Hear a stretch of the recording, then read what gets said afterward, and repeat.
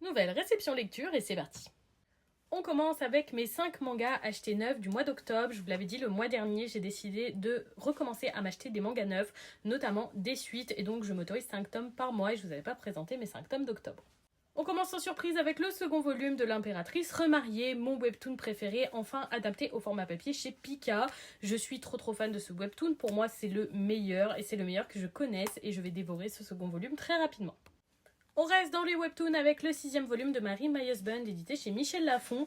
C'est vraiment une super découverte pour moi, une très bonne histoire de vengeance et une bonne romance au-delà de ça. J'ai eu un gros coup de cœur pour cette histoire, je suis curieuse de lire ce tome qui sera l'avant-dernier il me semble. On reste chez Michel Lafon avec le 12e volume de Nina du Royaume aux Étoiles. J'ai aussi un gros coup de cœur pour ce titre, c'est pas étonnant vu que j'ai acheté des titres coup de cœur majoritairement. J'ai adoré le tome 11 et j'avais très hâte de découvrir ce 12e volume. Il y a une adaptation en animé qui pour le moment à mon sens n'est pas à la hauteur de la qualité du manga. À voir d'ici la fin de la saison, en tout cas le manga est une véritable pépite.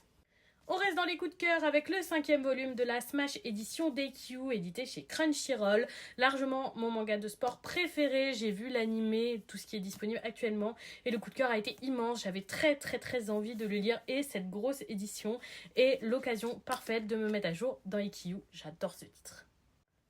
On termine les achats d'octobre avec le 16e volume du titre Les Liens du Sang. J'adore ce titre édité chez Kiyun de Shuzo Ueshimi.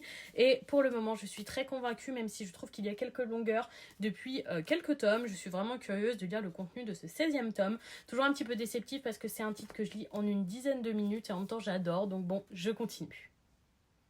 On passe au service de presse, j'en ai qu'un seul à vous montrer cette fois-ci, c'est Le Fantôme de l'Opéra. C'est donc une adaptation d'un roman de Gaston Leroux que moi je ne connais pas du tout.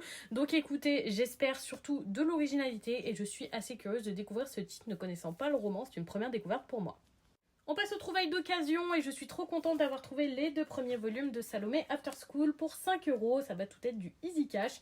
Franchement, un titre de chez Shiba qui m'a tapé dans l'œil depuis l'annonce. Je l'avais mis dans ma wishlist et donc super contente d'avoir pu le trouver d'occasion. Ça faisait longtemps que j'avais pas acheté une nouvelle série comme ça, un tome 1 et un tome 2. Vous faites tellement des louanges de ce titre que je me suis dit que j'allais tester malgré que ce soit édité chez Pika et que je ne veux plus trop acheter chez Pika. Mais bon, tout le monde me parle en bien de Toilette Bonne. Hanako-kun, pour ma part, je n'ai pas du tout aimé l'animé. Mais on m'a dit que le manga était vachement mieux. Donc j'ai pris les 2 premiers volumes à 4,50€ en espérant accrocher.